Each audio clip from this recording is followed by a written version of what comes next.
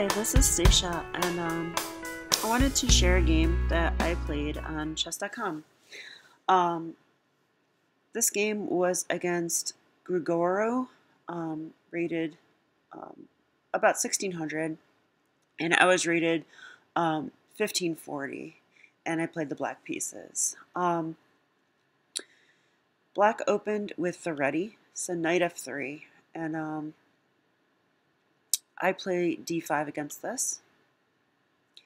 And my opponent made an interesting opening choice here. He played e4. To be honest, I was really happy to see this. This is called the Tennison Gambit, and this is part of my Scandinavian repertoire. So I get this out of the Scandinavian, like if you can imagine, e4, d5, and then white doesn't take, they just play here. It's the exact same position. And it reminds me of the Budapest Defense, which I also like to play against with the white pieces. So feeling comfortable with the opening so far. I took here, and now knight g5. Okay, I like to play bishop f5 here. So I'm guarding the pawn. I'm getting my bishop outside the chain so that I can play e6. Knight c3 attacks the pawn. And I played knight f6, defending it again. This is totally normal. Bishop c4 was now played. It's probably fine. It has this cheap threat. So when you play against the Tennison Gambit, make sure that you don't let them get you on f7 or get you with any cheap checkmates. So e6 is fine here, and then queen e2. So the thing to know about this gambit, not that I'm an expert, but I don't believe you can hang on to this pawn, so you should just let white recapture this, and that's totally fine. Prioritizing development. So here I play bishop e7, and then he takes. We take once. Why? Because we're a little bit cramped, and it's probably beneficial to trade off a set of minor pieces. They take back. Now I'm not going to take with the bishop, mind you. This trade would be a bad one, I think, because I would give up my two bishops, and the queen would come here with tempo on a centralized square, hitting my b-pawn. I could play c6, but I think white would be slightly better there, so it's better to not take this knight. Instead, I just castle. Yeah, and to be honest, I didn't really look at this with the engine too much. But yeah, I was thinking black's definitely equal here, maybe very slightly better, if at all. Okay, so d3 was played. I'm not sure about that move. Yeah, computer is giving c3 as well, but they're both fine. I think c3 with the idea of d4. Okay, and yeah, so when I read this through the chess.com analysis, my next move was considered an inaccuracy. And one thing I've been doing with all my games, and I highly recommend it because it was recommended to me by I Am John Bartholomew, and I really think it's helped my games a lot. And that's to, after you play a game, to annotate that game without a computer engine. And so I am happy that in that post-analysis, I identified that my move, knight d7, is a little bit inaccurate. And the reason is this knight really belongs on c6. I didn't play that because I didn't want it in front of my c-pawn. But in the post-analysis, I thought, well, what if I just played c5? This is defended by the bishop. I could play it right now. That gives me center control, and follow it up with knight c6. And it turns out that is is a better way to play than knight d7. So next time I will do that. I don't hate knight d7 though. It further supports c5, and I like when my knight can jump to f6. My other knight is gone, and he's, you know, an excellent defender of the king. But I have a lot of pieces around my king, so I think I'm totally fine here. Okay, so white castled. And now I played c5. So just want some center control. This does stop d4, which is nice. And now my opponent played bishop f4. I do like this move. That's an annoying bishop for me. A lot of times I want my queen on c7, but sorry, I have a little cold. But yeah, queen c7 isn't happening now, and queen b6 looks like a tempo move, but I don't think I want to obstruct my b pawn. I think this pawn would like to go to b5 at some point. So like a6, b5, and kick the bishop. Okay, so I went forward with putting this knight on f6. So I'm super solid here.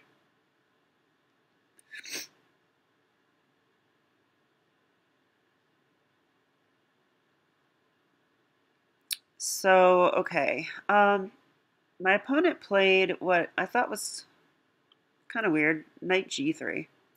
Yeah, computer doesn't like it so much. Computer thinks he should go ahead and trade. And after bishop takes f6, it likes bishop e5 here. I guess that does kind of tie my queen to this bishop. And if I trade, his queen improves. So kind of interesting. But that was not my opponent's choice. He went to g3, attacking the bishop. And here I really thought about playing bishop g5, which is a tempo on the queen. I often do this maneuver in a Scandinavian. But I thought, you know, after the queen moves away, really the queen could even come in. Then I think h3 is going to come. And after I move my bishop back, he can take. And yeah, I guess I can't even move the bishop back. So that just looks like a disaster. So I don't know. I decided against bishop g5. It just didn't look like it resulted in anything good for me. So I dropped back to g6. Also, I like when I like this pattern when the bishop's sort of dominating the knight.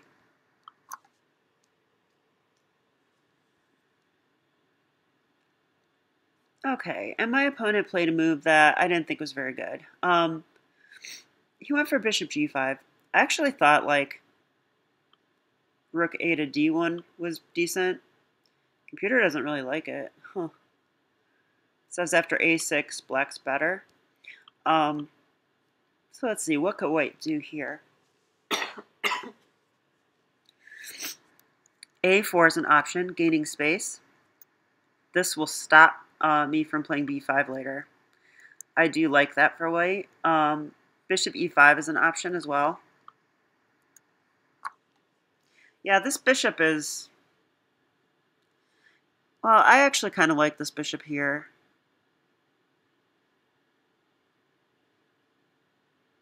But I wouldn't say it's stable there.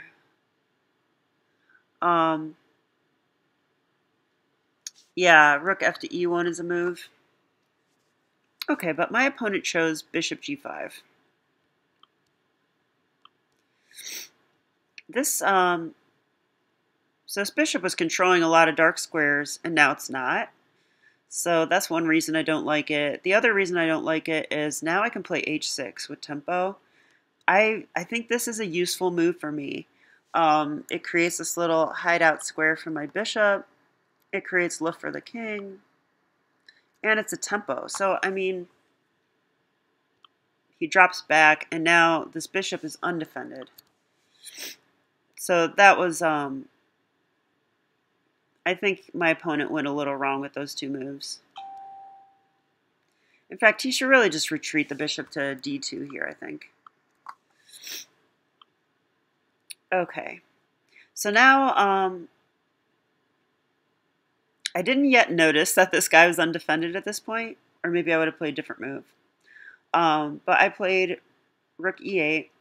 This is a useful move, though, getting the rook lined up with the queen. Also, if I ever want, bishop f8 is now a defensive resource, and will also allow me to push this pawn, gaining more space in the center. So, okay, my opponent played here. And now, I was really liking the look of the move queen d4. So notice that this bishop is a problem now because it's just sitting there undefended. It's not really doing anything. It's also subject to discoveries with my knight. I guess that wouldn't work, would it? Yeah, that might work. I didn't analyze them, but discoveries are an idea. But queen d4 looks really good. Now, the thing about queen d4 here is that I thought he could just take. And after I take back, he has c3. Yeah, and the computer's verifying this, so that's kind of cool. And I want to take this pawn, but I can't because this bishop's here still.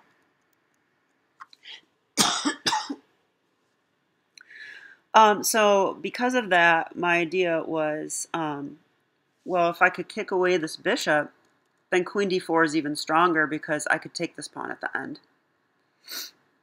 So for that reason, I played the move a6. And now I have a threat. My threat is b5. And after the bishop steps back, we'll do that same line, except I'll win the d pawn at the end of it. So that was my idea. And yeah, the computer wants to play a4. So it wants to stop my idea of playing b5. My opponent, unfortunately, did not stop this idea. So queen f3 was played. He has a threat. But the problem is I have a bigger threat. Queen d4 hits his bishop. So I play b5 first. The bishop drops back. Yeah, and never mind, that pawn moved, so he can't take it anyways. So queen d4. And yeah, this guy's a problem now, right? I'm also on this. I think he should absolutely just trade the bishop off. I think that's the best way to deal with this. Something like this. And then defend the pawn.